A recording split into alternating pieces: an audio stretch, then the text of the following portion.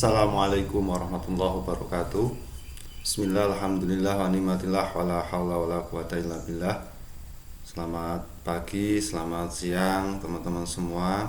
Bertemu kembali di mata kuliah Ekonomi Bangunan. Pertemuan kali ini kita masuk pertemuan ketiga. Nah, pada pertemuan ketiga ini kita akan membahas tentang teori-teori pembangunan. Nah, di dalam mata bab ini tentang teori-teori pembangunan ini, saya akan memberikan prolog terkait dengan teori-teori pembangunan dari bukunya Prof. Derajat Kuncoro. Saya kombinasikan dengan bukunya Lincoln Arsat itu sebagai bahan utama untuk membahas pertemuan kali ini tentang teori-teori pembangunan. Adapun teman-teman nanti juga bisa memperkaya di bukunya Todaro juga otokritik terhadap teori-teori pembangunan ini melalui buku Ekonomi Pembangunan Islam yang terbitan BI atau KNEKS itu ya. Sehingga tentang teori-teori pembangunan ini cukup luas dan step by stepnya banyak sekali perkembangannya, sehingga saya akan memberikan pokok-pokok perkembangannya saja, sehingga nanti yang lain-lain teman-teman bisa membaca dan mendiskusikannya di forum grup atau nanti di pertemuan virtual. Baik, saya mulai terkait dengan teori-teori pembangunan ini. Ya, ini ilustrasi gambar bahwa dinamika permasalahan yang terjadi ya, sebagai ilustrasi. Yang ini nanti bisa coba Anda bayangkan kalau gambar seperti ini kira-kira masalah apa yang terjadi. Di sini ada gambar sampah yang begitu menggunung, di satu sisi itu lihat gedung-gedung tinggi. Kemudian ini jelas ini adalah masalah pendidikan, masalah sumber daya manusia, dan ini masalah kesehatan. Sesuai dengan yang kita bahas kemarin sebenarnya, bahwa ekonomi bangunan ini multidimensi, banyak hal yang harus dibicarakan. Nah, saya mulai dari pengelompokan teori-teori pembangunan. Saya ini ambil dari model pengelompokannya Prof. Derajat Kuncoro, beliau guru besar dari Universitas Gadjah Mada. Paling tidak ada 4 pengelompokan menurut Prof. Derajat. Yang pertama, teori pertumbuhan linear. Teori pertumbuhan linear ini seperti apa nanti kita coba kupas. Yang kedua adalah teori perubahan struktural.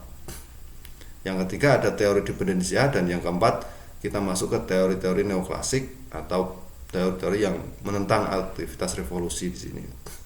Sebenarnya pengelompokan ini tidak tunggal ya. Kalau di bukunya Lincoln Arsat itu lebih luas pengelompokannya, sehingga teman-teman jangan sampai kita terpaku pada satu literatur. Saya menggunakan bukunya Prof. Derajat, teman-teman nanti bisa menggunakan literatur yang lain sehingga saling melengkapi gitu. Kalau di bukunya Lincoln Arsat, pengelompokannya mulai per madhab. Dia ada madhab historisius, kemudian ada madhab klasik gitu. Kalau di bukunya Lincoln Arsat, kemudian ada madhab Keynesian, di sana diuraikan juga, termasuk menyinggung tentang teori-teori neoklasik juga di sana. Tetapi dilanjutkan kalau di bukunya Lincoln Arsat sampai dengan pertumbuhan endogen, termasuk dari teori-teorinya Schumpeter dan teori-teori ketergantungan dan teori-teori yang berkembang di era-era saat ini, misalnya sustainable development dan seterusnya itu. Nah, saya awali dari pengelompokan ini dulu sebagai basic untuk nanti bisa dikembangkan teori-teori pembangunan. Yang saya harus garis bawahi bahwa munculnya teori-teori ini adalah sebagai bahan baku kita, bukan untuk mencari benar salahnya, tetapi mencari bahan baku bahwa di dalam ekonomi pembangunan Islam nanti apakah ada teori-teori yang kita katakan konvensional ini itu apakah masih ada yang kompatibel atau tidak. Kalau masih kompatibel dari sisi apanya. Kalau tidak kompatibel atau ada kritik, apa yang bisa kita berikan gitu. Sehingga sekali lagi hindari untuk mencari perspektif benar salah di dalam mempelajari teori. Teori ini muncul tentu harus kita pelajari. Tanpa ada teori ini tentu kita tidak bisa belajar ekonomi bangunan. Oke, gitu ya. Kita awali dari teori pertumbuhan linier.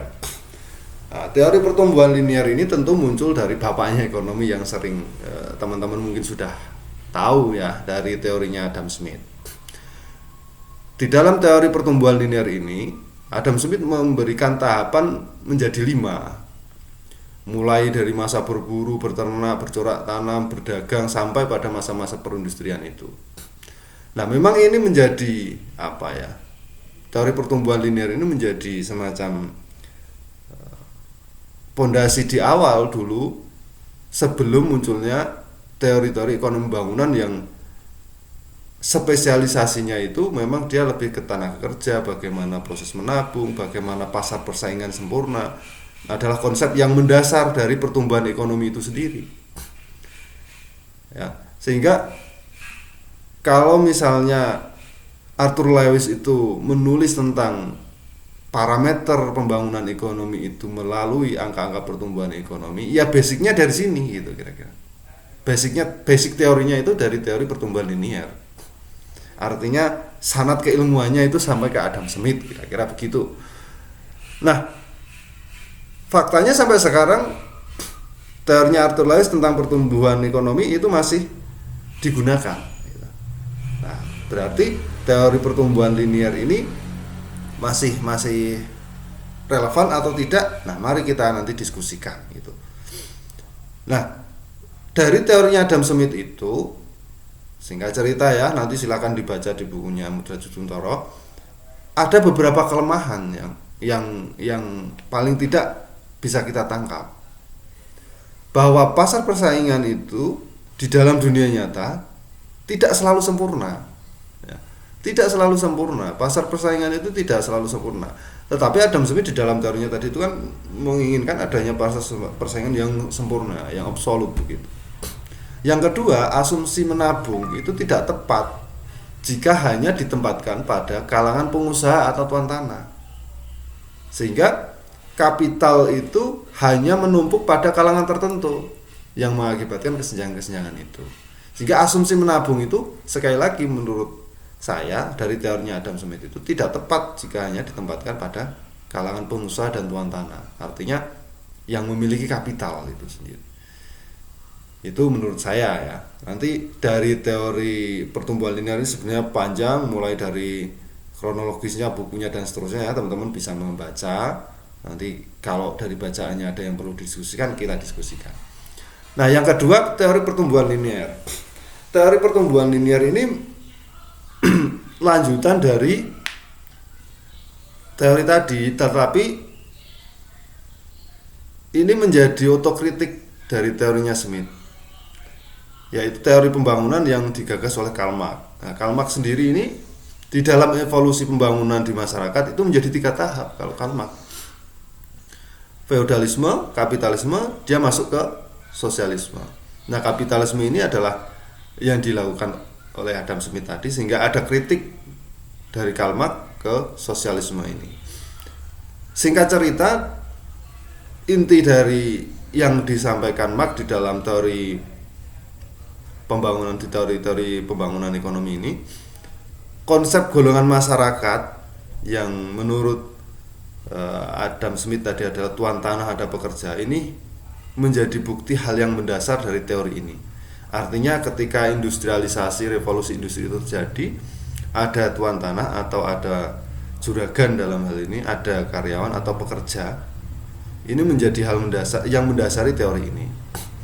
Sehingga muncul kelas sosial itulah antara juragan dan karyawan lah, antara pekerja dan juragan, inilah yang memunculkan teorinya Marx ini di dalam konsep pembangunan. Selain itu juga dikenal istilah yang lebih familiar di sini, adanya selisih antara nilai produktivitas buruh dengan atau tenaga kerja buruh itu dengan upah yang diterima. Artinya buruh atau tenaga manusia pada saat itu hanya gunakan sebagai variabel di dalam aktivitas produksi, tidak memiliki nilai lebih.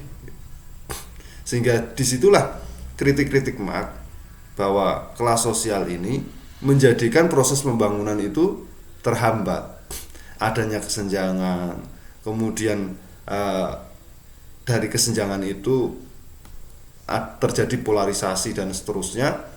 Disinilah kritik-kritik Marx, sehingga teori pertumbuhan linear yang selanjutnya ini dikembangkan oleh Marx masuk pada step sosialisme itu tadi. Nah, kelemahan teori Marx ini, kalau menurut saya ya, nanti kita boleh berbeda pendapat, karena membaca teks itu mungkin tafsirnya juga berbeda, sehingga kita bisa saja berbeda pendapat dan berdiskusi nanti. Konsep nilainya ini ya menurut saya terlalu kaku. Dan yang kedua, revolusinya bukan revolusi yang ingin dilakukan oleh Marx ini, menurut saya bukan satu-satunya cara dalam merubah kesejahteraan buruh. Artinya kelas sosial yang terjadi itu memang harus ada perubahan, tetapi cara yang revolusioner itu juga memunculkan permasalahan-permasalahan baru, sehingga konsep kesejahteraannya mungkin tidak bisa tercapai. Itu menurut saya ya. Nanti silakan teman-teman bisa berdiskusi gitu. Kemudian teori pertumbuhan linear yang ketiga ini lanjut ke Rostow. Rostow ini memperkuat pendapatnya Smith. Ada beberapa tahapan yang saya garis besarkan gitu ya, saya baca.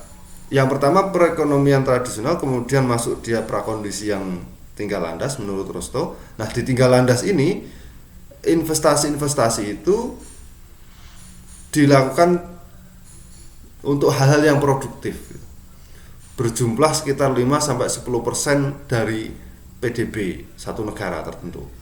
Nah, tahap menuju kedewasaan, kemudian tahap keempatnya itu tahap menuju kedewasaan menurut Rostow itu munculnya tenaga terdidik, perubahan-perubahan watak pengusaha, masyarakat yang istilahnya mulai jenuh terhadap industrialisasi. Ini tahapan-tahapan yang menurut Rostow itu menjadi penentu. Nah, kemudian Rostow melanjutkan ada tahap konsumsi yang ini masanya masa yang betul-betul tertinggi, sehingga perubahan pendekatannya ini terjadi adalah pada kembali ke teori mikro makronya, yaitu pendekatan penawaran dan permintaan atas produk barang ataupun jasa. Maka Rostow melihat pembangunan ekonomi itu ketika pada tahap konsumsi ini terjadi di masa-masa tertingginya. Artinya menurut Rostow, di dalam suatu negara itu ketika pola konsumsi masyarakatnya itu bisa terpenuhi dengan baik melalui pendekatan permintaan dan penawaran itu tadi, disitulah tahap pembangunan ekonomi itu berhasil gitu. Ada arah keberhasilan itu, sehingga pemenuhan kebutuhan itu terpenuhi dan seterusnya. Itu menurut Rostow. Nah, Rostow ini linear stage model ya. Artinya dia transitional society, tetapi juga dia ada precondition to take off, ada take off-nya. Sehingga kalau teman-teman pernah mendengar teori tertinggal, misalnya persiapan untuk tinggal landas, kemudian negara tinggal landas, ya inilah teorinya Rostow. Pre-take off, take off, dan post take off. Itu Rostow membuat semacam ilustrasi di dalam GDP growth suatu negara. Ya, dari teorinya Rostow inilah kira-kira ya, pada masa pemerintahan Presiden Soeharto itu adopsi teori ini cukup kuat gitu dari teorinya Rostow ini. Nah, nanti silahkan kita bisa diskusikan bagaimana Repelita 1 sampai Repelita ke 8 atau berapa itu memberikan step-step mulai dari pre-take off, take off, sampai post take off di dalam implementasi teori-teorinya Rostow ini. Nah, kelemahan dari teori Rostow ini menurut saya ya, yang pertama ini, apakah semua negara itu harus membangun dengan tahapan-tahapan tersebut, tahapan-tahapan yang positivistik, yang kaku step-stepnya begitu, atau bagaimana? Kemudian yang kedua, teori tentang hutang untuk membangun agar bisa sampai ke take off atau post take off itu tadi, negara itu harus memiliki kapital yang cukup, modal yang cukup. Nah, kalau modal itu tidak cukup, maka peranan hutang baik dari dalam negeri atau luar negeri inilah yang harus dimaksimumkan untuk mencapai tahapan-tahapan tersebut.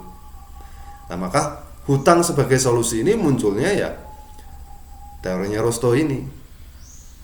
Rostow ini muncul kan di era-era 60-70 awal, sehingga disitulah berkembang peranan hutang luar negeri itu di dalam konsep pembangunan, gitu ya. Itu menurut saya. Nanti teman-teman dari membacanya seperti apa nanti kita bisa diskusikan ya. Nah, kemudian kita masuk ke teori perubahan struktural. Kalau tadi pertumbuhan linear tahapannya seperti itu, kita masuk ke teori perubahan struktural. Di dalam teori perubahan struktural ini menitik beratkan pada mekanisme perubahan transformasi negara kelas ketiga atau negara berkembang. Proses transformasi, di mana yang semula itu hanya bersifat subsisten ya, itu menuju ke sektor pertanian yang bergeser pada sektor-sektor yang lebih modern dan industri atau industrialisasi. Ya, semua negara pada tahun-tahun 60-70-an itu rame-rame ya, terutama negara-negara kelas 3, negara berkembang itu, untuk bergeser dari aktivitas pertanian yang sifatnya subsisten itu tadi ke sektor modern atau lebih ke industrialisasi. Nah, peranan sektor industri ini memang targetnya adalah sebagai peningkatan pendapatan per kapita suatu negara, sehingga terjadi akumulasi modal. Di dalam akumulasi modal ini nanti harapannya itu teorinya sebagai peningkatan kapasitas sumber daya manusia di sana. Circle-nya kira-kira begitu. Adanya peranan sektor industri, kemudian ada peningkatan pendapatan per kapita. Nah, dari pendapatan per kapita itu tadi ada akumulasi modal. Nah, akumulasi modal inilah digunakan untuk peningkatan kapasitas sumber daya manusia. Persoalannya di dalam teori pertumbuhan struktural ini yang secara gen atau garisnya itu memang melanjutkan teori-teorinya klasik ya. Masalah-masalah urbanisasi itu mulai muncul, pergeseran dari desa ke kota karena problem mata pencarian tadi itu mulai muncul. Nah, teori struktural ini apa ya? Ada kelemahan ketika pergeseran rural urban migration itu menjadi problem tersendiri. Maka penduduk perkotaan menjadi lebih padat, tingkat kemiskinan di kota menjadi lebih tinggi, pengangguran menjadi problem tersendiri karena tidak siapnya SDM dan seterusnya. Di samping itu ada rural agriculture sector yang itu terganggu. Aktivitas pertanian yang mulai ditinggal, kemudian lahan-lahan pertanian beralih ke industri ya, dan seterusnya, ini menjadi terganggu. Ini juga sangat istilahnya sesuai dengan kondisi yang ada di Indonesia, terutama di bagian Jawa di era-era 80-an ke sini. Saya generasi 80-an, mungkin saudaranya tahun 2000-an, sehingga nanti bisa tanya sama kakak atau orang tua saudara, kira-kira tahun-tahun 80-an itu tahun-tahun di mana orang itu baru seneng-senengnya migrasi berpindah untuk mencari mata pencarian yang bergeser dari sektor pertanian ke sektor industri itu tadi. Nah, dari teorinya perubahan struktural ini ada demand for labor itu tadi. permintaan tenaga kerja yang bergeser, sehingga itu tadi adanya urbanisasi untuk mencari employment atau pendapatan itu menjadi problem tersendiri. Nah, disinilah adanya investment in urban area itu menjadi tolak ukur keberhasilan dari proses pembangunan. Sehingga bagaimana sebuah wilayah itu bisa menyerap tenaga kerja kemudian sesuai dengan tingkat upah tertentu, disinilah menjadi tolak ukur keberhasilan pembangunan.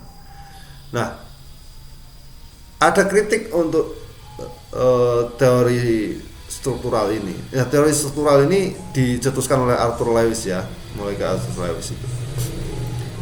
Bahwa industri itu teknologinya ini berkembang terus.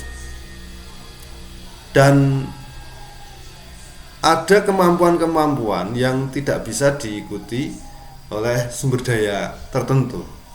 Nah, ini menjadi masalah. Would not increase employment. Sehingga menjadi satu tanda tanya juga. Kemudian juga industrialisasi ini kadang must be supported ya by agricultural development. Ya, kadang tidak support terhadap perkembangan dunia pertanian, padahal ya misalnya di suatu wilayah tertentu, di negara tertentu itu memang potensinya di situ, di pertanian maksudnya. Sehingga ketika tidak support semacam ini, antara industrialisasi dengan potensi yang ada itu menjadi gap, tidak nyambung. Ya, disinilah ada ya semacam tadi masalah atau kritik terhadap teorinya Arthur Lewis itu tadi di perubahan struktural itu. Nah, masuk ke teori ketiga, di kelompok teori ketiga. Di teori ketiga ini teori dependensia. Nah, ini menurut saya menarik juga. Di dalam teori dependensia ini membahas tentang ketergantungan negara miskin terhadap negara maju. Kalau di dalam bukunya Dos Santos, paling tidak ketergantungan ini terhadap negara maju, negara miskin terhadap negara maju itu ada tiga hal. Yang pertama, Dos Santos mengatakan ada ketergantungan kolonial. Ketergantungan kolonial ini adalah masalah perdagangan di mana akses produksi dari negara yang memiliki sumber daya itu harus pada jalur tertentu. Sehingga misalnya negara-negara persemakmuran itu mesti jalur perdagangannya harus ke Inggris dulu misalnya, dan seterusnya. Disinilah ada ketergantungan kolonial dari negara miskin terhadap negara-negara maju sendiri. Yang kedua, menurut Dos Santos itu ada ketergantungan industri keuangan. Nah, ini yang menarik, bahwa industri keuangan mulai dari munculnya World Bank di tahun 46 sampai ada lembaga Monetary Fund itu dari IMF, ini menjadikan negara-negara miskin itu memiliki ketergantungan di dalam industri keuangan. Nah, efeknya apa? Ada dominasi modal asing atas nama investasi dan seterusnya, itulah menjadi ketergantungan itu. Yang ketiga, ada ketergantungan teknologi industri. Yang memiliki perkembangan teknologi yang maju itu selalu dari negara-negara maju. Dan problemnya di situ adalah perusahaan-perusahaan yang multinational corporation sudah berkembang di wilayah-wilayah tertentu. Nah, teori dependensia ini memang menjadi lanjutan ya menurut saya dari teorinya Marx. Kritiknya itu terhadap tadi terhadap perubahan strukturalnya Arthur Lewis. Sehingga ternyata di dalam setiap tahapan perkembangan teori ini, kritik teori ke satu ke teori selanjutnya itu terjadi, sehingga nuansa akademik itu tanpa melalui kritik antar teori itu tidak akan berkembang. Di sini kita membuktikan satu runtutan perubahan ini ya, mulai dari teori pertumbuhan linear tadi, baik dari Adam Smith ke Karl Marx, kemudian ada teori perubahan strukturalnya Arthur Lewis. Nah, masuk ke teori dependensia ini, Dos Santos melakukan kritik-kritik itu terhadap teori-teorinya Arthur Lewis. Nah, kelemahan dari teori ini memang menurut saya ya, itu menitik beratkan pada keterbelakangan yang terjadi hanya disebabkan adanya hubungan antara negara maju dan miskin. Tidak utuh misalnya melihat bagaimana problem-problem yang menukik di dalam negara-negara yang miskin itu misalnya. Sehingga kesannya itu terlalu politik internasionalnya atau geopolitiknya itu yang muncul gitu. Ya walaupun itu tidak bisa dinafikan karena memang ketergantungan itu betul-betul terjadi gitu. Antara ketergantungan perdagangan atau kolonial tadi, baik itu ketergantungan dari segi keuangan, kan faktanya ada negara-negara yang memang tergantung pada industri keuangan. Dominasi modal asing itu kan memang ada. Apalagi soal teknologi. Ya kita tahu sendirilah kalau bicara soal teknologi, di mana raksasanya dan siapa pemenangnya gitu kan. Ada setelah 3 tahapan tadi ada false paradigm model ya. Di dalam ekonomi bangunan ini ada release heavily on fund from ketika IMF itu muncul, World Bank dan IMF itu muncul. Nah, pada false ini nanti kita akan berdiskusi banyak. Saya ingin teman-teman membaca bukunya Todaro di bagian itu, Economic Development Relies Heavily on Fund. Ya. Fund ini arahnya adalah negara-negara donor yang bersumber dari World Bank dan IMF. Nanti kita mendiskusikan tentang itu, bagaimana kebijakan industri keuangan itu terhadap dependent development atas suatu negara gitu. Ya, kita berlanjut ke kelompok atau tahapan teori yang keempat atau teori tentang neoklasik. Ini penentang teori revolusinya Marx ataupun teori dependensianya Dos Santos itu. Teori ini menjelaskan tentang masalah keterbelakangan negara miskin itu bukan karena faktor eksploitasi negara maju itu. Ada pembelaan itu. Menarik kan? Ada pembelaan. Tetapi terjadinya keterbelakangan negara miskin itu terjadi karena beberapa hal. Ada 3 menurut teori neoklasik ini. Yang pertama korupsi, kedua kesalahan alokasi sumber daya, ketiga campur tangan pemerintah yang terlalu kuat. Ini kritik dari teori neoklasik atau teori penentangnya dependensianya Dos Santos. Jadi negara-negara miskin itu jadi karena 3 hal itu tadi, ada korupsi, ada kesalahan alokasi di dalam pengelolaan sumber daya, yang ketiga campur tangan pemerintah yang terlalu kuat gitu. Maka di dalam teori neoklasik inilah mulai muncul liberalisme dan neoliberalisme itu muncul ya.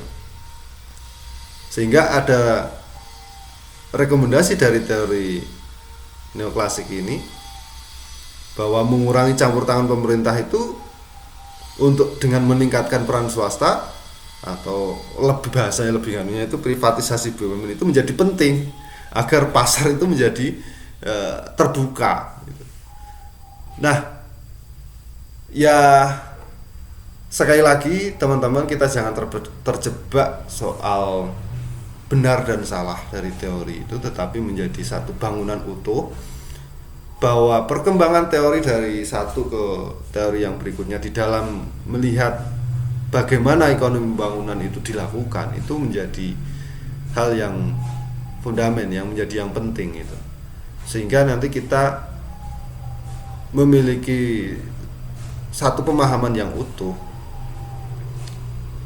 Kita memang masuk di jurusan ekonomi syariah yang memang harus memberikan suasana baru di dalam melihat ekonomi bangunan. Maka buku ekonomi bangunan Islam yang diterbitkan oleh Bank Indonesia itu sebagai literatur kita, di situ memuat otokritik terhadap teori-teori, katakanlah yang kita bicarakan tadi, konven itu.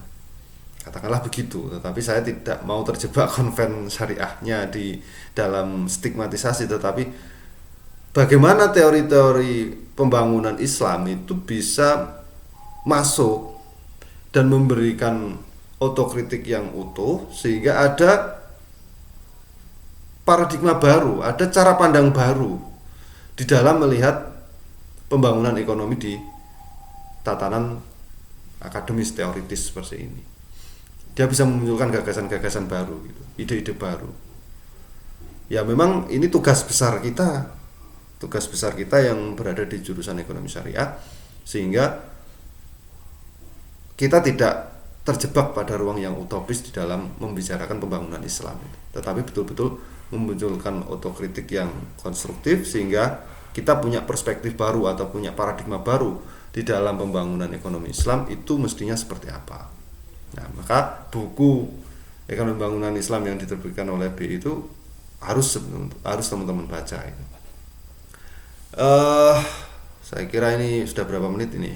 Sudah 30 menit lebih ya. Saya cukupkan ini soal approach to development ya, artinya free market approach menurut teori neoklasik itu memang yang digagas ya, sehingga nanti ada income distribution, public good, externality, market power, itu menjadi satu efisiensi outcome yang diharapkan oleh teori-teori neoklasik gitu, karena dengan konsep free market approach-nya itu tadi. Dan kemudian soal yang lain nanti bisa kita diskusikan begitu ya. Kita biasakan seperti itu. Teman-teman sekali lagi bicara soal teori-teori pembangunan ekonomi itu cukup luas, cukup banyak. Referensi yang bisa Anda saudara-saudara gunakan juga banyak. Kalau saya merekomendasikan tadi, saya membaca buku yang saya sampaikan di sini, ini bukunya Prof. Derajat Kuncoro, tapi bisa dikembangkan melalui bukunya Prof. Likaun Arsyad, kemudian buku-bukunya Todaro, dan juga buku pembangunan Islam. Sehingga kalau tanpa membaca, ya saya yakin teman-teman akan tertinggal dan tidak bisa utuh memahami teori-teori pembangunan ekonomi ini. Baik, sekian saya kira sebagai prolog, sebagai pengantar perkuliahan. Nanti ketemu di grup, di chat, ataupun nanti kalau dibutuhkan kita akan ketemu via Jimit untuk mengulas lebih dalam dengan pertanyaan-pertanyaan ataupun diskusi-diskusi yang bisa saudara-saudara lakukan. Terima kasih. Semoga apa yang kita pelajari hari ini bermanfaat, mendapatkan ilmu yang berkah. Kita akhiri. Assalamualaikum warahmatullahi wabarakatuh.